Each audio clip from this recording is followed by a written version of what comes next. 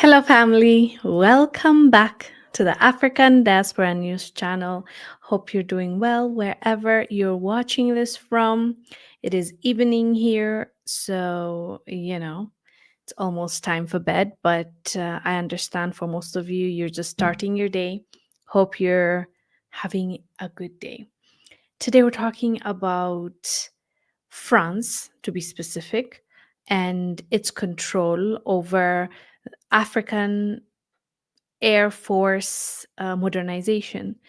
But this concept or this conversation doesn't stop with France. It's not just about France, though we're talking about France and the UAE in the context of UAE retiring their jets and now needing approval from France to transfer their retired jets to African countries like Morocco. This happens in most Western countries. They have this condition if you want to transfer or resell any military equipments that were manufactured by, let's say, America, Germany, France, UK. They have to approve it in order for that other country to sell it or send it to another country. Specifically, now we're talking about in the Africa context. So yeah, it's an interesting topic. For those of you, let me put my phone on silent. For those of you that are more aware or have more knowledge when it comes to arms deals, when it comes to military equipment transfer, you probably already know this, that there's rules and regulation. But for most of us, average people, we don't know the ins and outs and the detail of how this sells and resells and transfer happen. But it's an interesting topic to tap into and learn, because whether we know it or not, whether we like it or not, this regulation reshapes or shapes how the modern day Africa looks like, specifically when it comes to military and the the air force, and also the equipment, the jets, the weapons that African countries will have access to, because those manufacturing countries have the right to either deny, approve, delay. And we've seen it happen quite a bit. When they don't want to approve, they delay. Mostly they don't disapprove or deny immediately. They just stall. They take time. They drag their feet to approve. So, in the meantime, the country that is requesting or waiting for that specific, let's say, jets in this current report that we're talking about, they will drag their feet, and that will delay the delivery to the country that is waiting to receive the products, or the equipment that are necessary to defend itself, that are necessary to equip its military forces. And unfortunately, most, if not all, African countries do not produce or manufacture their own arms. So they depend on these other nations, mostly Western nations. But now it's slightly changing and shifting, because Africans have realized that these countries can decide to block them, and once they block them, they are basically left defenseless. Like they don't have anything to protect themselves. So now what they're doing is shifting their attention and their eyes on countries like Russia and China and Turkey, because those countries have less restriction and less laws, and when it comes to how you can buy it, how you resell it, how you transfer it. So I understand those Western countries were doing this to protect where their equipments go to, but now they're forcing a lot of leaders' hands into turning their attention and money. Because don't forget, when this transaction or transition or um, exchange happens, they pay good money. Like, it's not for free. This is not charity we're talking about. It's paid for.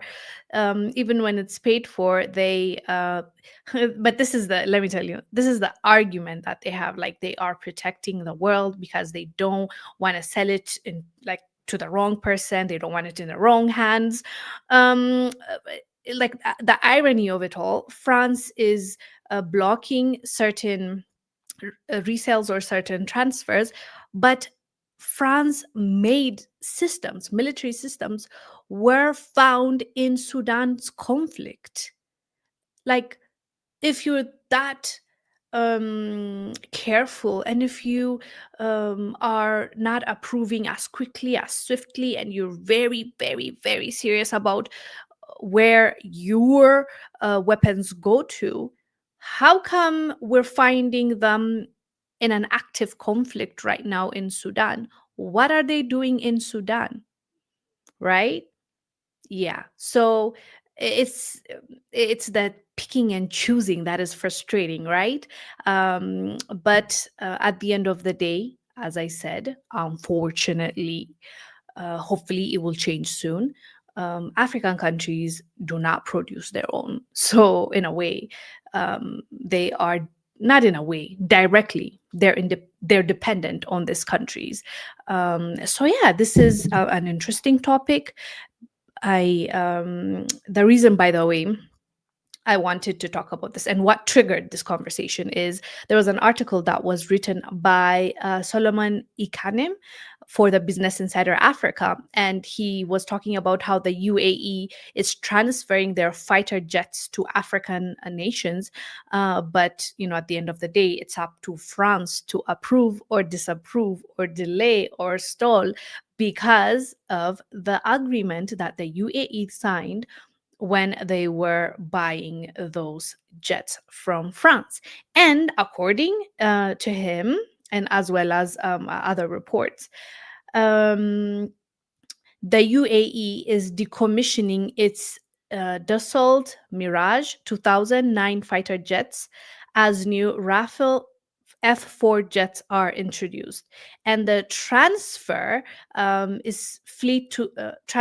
the Mirage fleet to other nations such as Morocco requires France approval under original manufacturing agreement.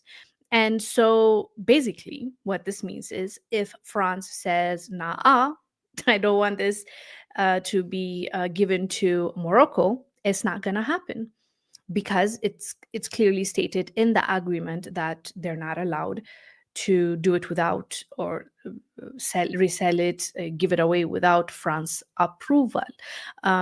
So yeah, it's definitely something that worth knowing, especially for future leaders, because you are left with no defense if it's up to these countries. If they disagree with how you rule your country, how you lead your country, they can say no, that's not gonna go to you. So you are not going to equip your military personnel. But as I said, um, the world is shifting, and now these countries are turning to Russia, China to facilitate their needs because Western countries are very biased and they have more restrictions when it comes to who they sell it to.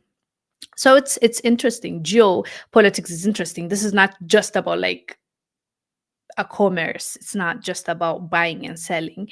It's deeper because even with that, they still have power. Even after they've given, a country like the UAE their jets, they still hold the power to refuse the UAE from giving those jets to someone else. It is definitely interesting, and the gatekeeping is real. And this is how, people, some people will tell you, there's like, why are you still talking about, colonization, and these countries have power, still in these countries? Yeah, they have. It might not be directly like before, but they definitely have power, and they control. Like, imagine France being able to control in a way. Of course, they can't 100% control, because these countries now have other countries to turn to. But France has, to some degree, control over African airspace when it comes to the military and the modernization and the buying and the selling.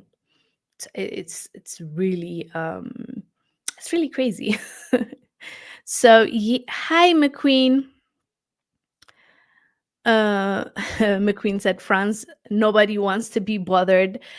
Uh, uh, Nobody wants to be bothered with them, is what you wrote. And yeah, yeah, we've been covering how France is in shambles right now internally. They are definitely struggling. The government did not help the situation, especially Emmanuel Macron. He's one of the least popular leaders right now within the country and outside of the country as well. So yeah, definitely, they are not as powerful as they were, or they want us to believe.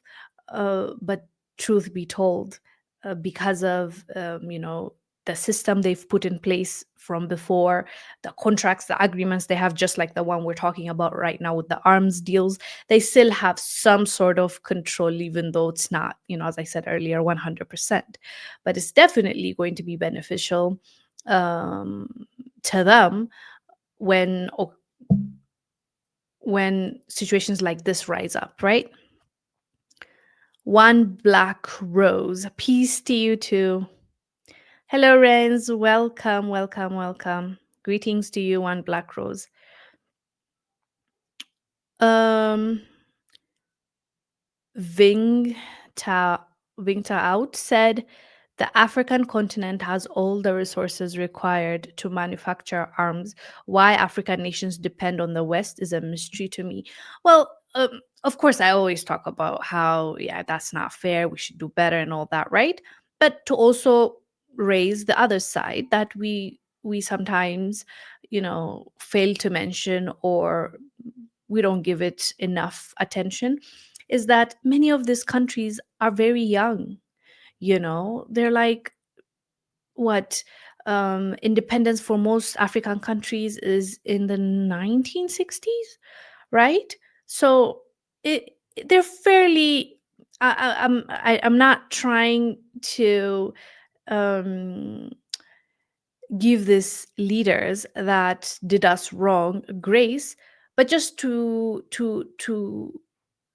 put things into perspective, many of these countries are freshly off that colonization boat.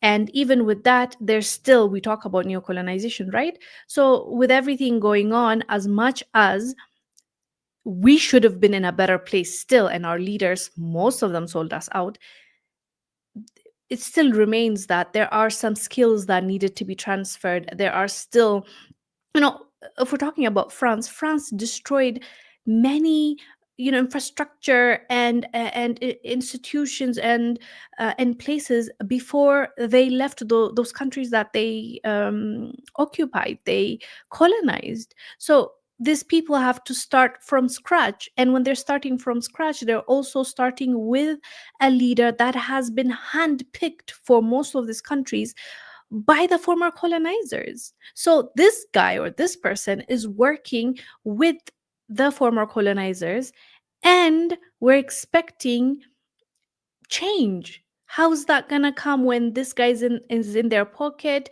Mostly, whenever there's like a contract to be released or a resource to be sold, a raw material, he will get a cut, and then the rest of it just gets looted out or goes somewhere else. So you have to also understand, there's that side of things where by design it's not going to be very easy for those that are trying to change their circumstance. Can it be done? Of course.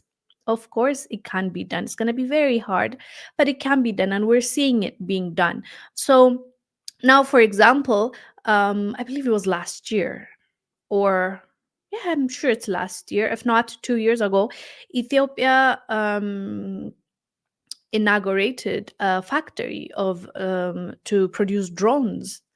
So, we see factories popping up here and there. We're seeing governments taking this seriously, where they want to make sure that those products are being made in their own countries instead of buying it from outside. COVID 19, remember how it taught us that we need to be self reliant? We were importing toothpicks, fam. Toothpick that you can make, even I can make from sticks. Just give me like a knife or a razor or something. So, you know, of course, there's a gap that needs to be filled. We need to be accountable. We need to now work towards being self reliant and independent. But there are some factors that played into most of these countries not being able to produce or manufacture their own arms. So I just wanted to also, give the benefit of the doubt as well. But I hear you, Ving. Hi, Susan. Welcome. Israel said, "What's up, fam? What's up? Welcome, welcome." So, yeah, I just find it extremely interesting how these deals are made. Which, okay, if it was done with the right intention, right? Let's say it's to protect the world from dictators getting their hands on these arms and, going to the wrong hands, because that is what they claim happens, right? So if that's the case, why are you then not taking it seriously when it comes to certain countries? Why are we finding your your weapons or your systems, military systems, France, I'm talking about France, in Sudan's conflict, used against the people of Sudan? How are we finding it there? Same thing with the UK manufacturing. Like British manufactured components, military components, were found in Sudan. Again, the same conflict. How is your how are they finding their way into these countries if you're so hell bent in protecting the world and the countries that are off limits? So that double standard is also, and it's what's um, it's mostly what we are calling out. Because if you're really putting those arm deals, contract agreements, disclaimers, or control in place, you have to follow through with it. It's, you pick and choose who you give it to. That is very dangerous. You can say no to, for example, you know how Ethiopia and Egypt are, back and forth about the Nile Dam. You can choose as the US, and US has made it very clear, and they've picked their side. It's Egypt that they support. So you can say Ethiopia cannot get, those arms, but Egypt can. What are you exactly doing? Right? You are equipping one neighboring country and depriving the other, and you're basically controlling the outcome. You're basically controlling how this, conflict is going to go. Of course, any conflict is bad, and I really, really, really, really pray and hope that it never comes to that, especially when it comes to Egypt and Ethiopia. There's tension, and it's not just those two countries. I'm giving that as an example because US wants to mediate, and Trump made it very clear that he sides with Egypt. So it's a very tricky conversation, because these nations are have the power, have the equipments, the materials to destabilize a nation. And are they really using it in the way that they are claiming and promising us that they're using it? It's very questionable.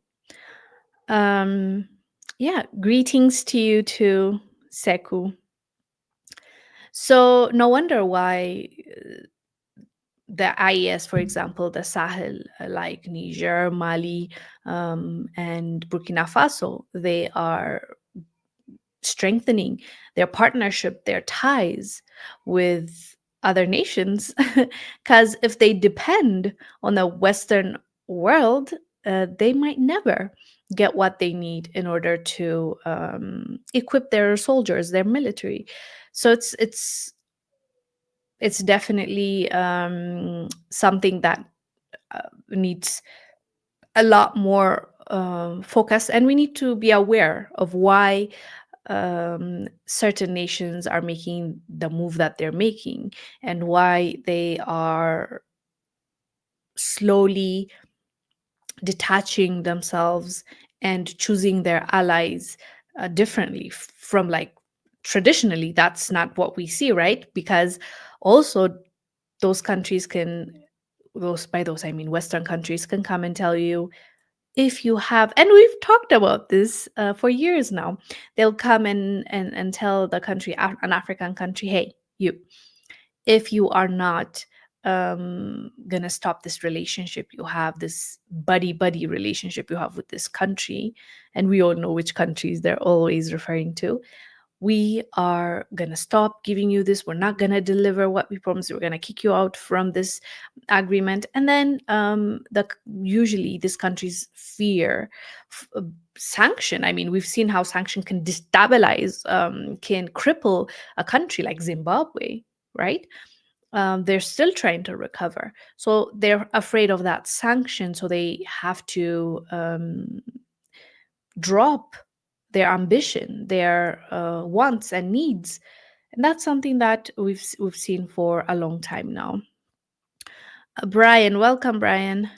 Brian said the moral position tends to be with the underdog, the most vulnerable, the least powerful, or the people being the most victimized, which is an appearance they play with ideologically to shift public support.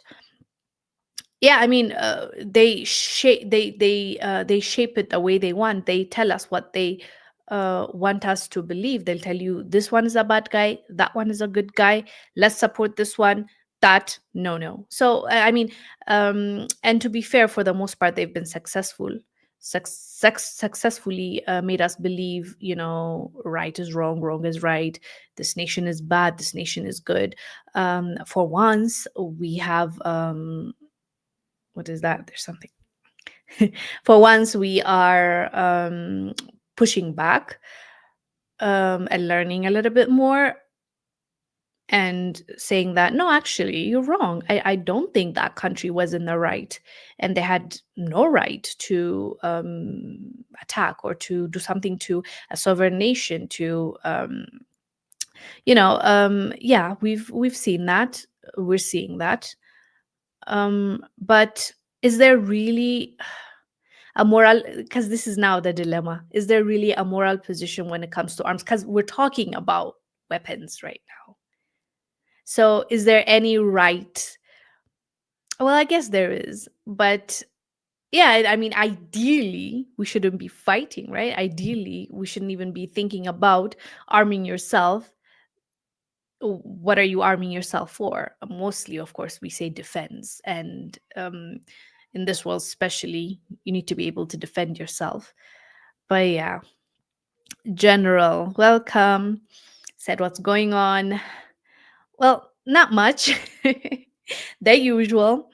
The usual Western world versus, how they do things behind the scenes, in front of our eyes. what they claim, but what we see in reality, how they promise us or tell the world that they play fairly, but we see that it's very unfair how things go, and how basically they control uh, our our environment, our air, our military is what we are talking about. General, welcome. It's interesting. There's a few notes that I wrote. Let me see if I missed anything.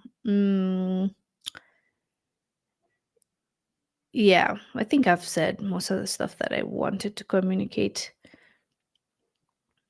Yeah, so the contract, that's something I maybe I didn't say, is the contractual control these nations have after manufacturing those military equipments. Through the contractual, they control on the aircraft transfer. France, in the contract we're talking about between France and the UAE, France retains leverage over African air forces, reaffirming its no, not African air forces, just in general air forces, and it's basically reaffirming its role as a pivotal security actor in the region. So they still, because of the agreements that they have, as I said earlier, UAE cannot resell or give away those jets without France approval. So in a way, and indirectly, they are controlling how Africans protect themselves, how Africans have access to the jets, and all that. Mm. Hello, Ali. Good morning to you, Ladybug. It's not actually morning here. It's not. It's like at the end of the night, not the night, at end of the day. That's that. Let's say that. So yeah, what are your thoughts before I conclude? I'm curious to hear what your thoughts are about this. Did you know that um this was in place before, this conversation? um yeah, let me know.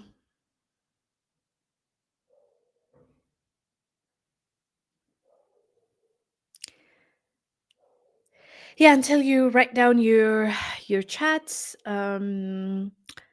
it's going to be interesting to see where the world stands, which countries will be standing with which countries in a few years, like 5 years time. I'm sure there's going to be a lot of change, especially with the current political climate. I am pretty sure we're going to see some allies turn against each other, some enemies becoming friends, because, the saying, my enemy's enemy is my friend. So we're definitely going to see quite a bit of that. And I look forward to seeing it because, for once, um, you know, African countries are not there. Well, they are indirectly, but they're not really in the middle of the chaos. The ones that are fighting, the ones that are going at each other's throat, we're just sitting there watching, and it seems like most of these nations are fighting for the attention of Africa as well. So, if our leaders are wise, they are going to pick and choose wisely who they're going to associate with, who they're going to have a diplomatic relationship with, and who they're going to have a stronger partnership with. And it's going to be very, very interesting to see. Black Box Grid said, you put a dot, so I'm thinking period. You're saying period. Great Ethiopia said salam, salam. Salam to you too, by the way. Great Ethiopia. Are you the same person that said you will email? I don't think I got an email. If you've sent, please let me know what you put, like, in the subject, or forward it by writing this is Great Ethiopia or something, so I can know that it's you, because I did not find anything.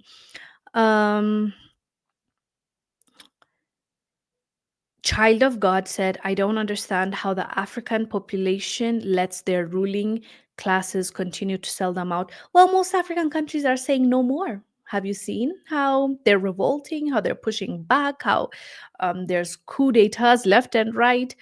It took time for sure, but it's definitely changing. It's not the same, right? I would say that. And so yeah, it happens because of to answer your question, you don't understand. You said you don't understand how the African population lets the ruling class continue to sell them out. It's psychology, you know. At the end of the day, you are made to believe that you're very minuscule. You're not going to make an impact compared to those giants, right, that control everything. So once you get rid of that mental, mental box that you've been put in, I think it's going to start changing. And once you also have more people working together, unity brings the courage in people. When one person speaks, the other one continues, the third one, fourth one, and it kind of creates that ripple effect. So I think that's pretty much it. We're going to see change as well. Ving said you can read Amharic texts. Yes, I can. I can. And I can write. I can read. I mean, you know, Amharic is my mother tongue, like my first language that's the first, like the language that I spoke initially and continue to talk with my family and friends. So yeah, I do know how to read Amharic texts. Black Book said they exploit narcissism. Hi, Detroit Muscle. Hello to you. So yeah, fam. Um, General said Africa needs to have a couple of things: a space program and become a nuclear power. Well, I'm into that. Anyways, fam, thank you for watching this live stream. I'll see you tomorrow, same time. I am going to. Oh, thank you. Thank you, Solomon said. As an FBA brother, I enjoyed your broadcast. Thank you, Solomon. Appreciated. Um, Brian said, you do find the ideas are easy to interpret between Amharic and English. Is it as detailed? Ooh, I think in Amharic we even have more ways of like to explain things. I don't know if I'm making sense. Like for example, there's even when you're addressing, let me start from greetings, right? When you're addressing people or talking to people, it depends on if you're talking to a woman, a man, a child, an older person, a group of people. So, you know, okay, can I give an example? Um, okay, greeting, for example. If I'm greeting you as a man, I'm going to say, "Indeetna." If I'm greeting a woman, I'll say "Indeetnash." If I'm greeting a group of people, "Indeetnachu." If you know what I mean, like, so and if I'm greeting an older person, like an elder, a respected person, you know, somebody that's older than me, also "Indeetnachu." Like we put respect. Like there's, even when you're addressing someone or talking to someone, if they're older, there's a way you address them and talk to them. You're not just going to talk to them the way you would talk to your age mate or your colleague, your friends, right? So it's just it's different. So I would say yeah, there might be slight differences on how, you know, you communicate. Okay, General Ali said you're very polite. Thank you. Solomon said, have you been to the USA? Nope. Brian, gender, age, quantity of participants. Yes. Also, is there anything? Yeah, that's about it for the most part. General, wonderful. Someone, if not, would you ever consider? I think you're asking about US.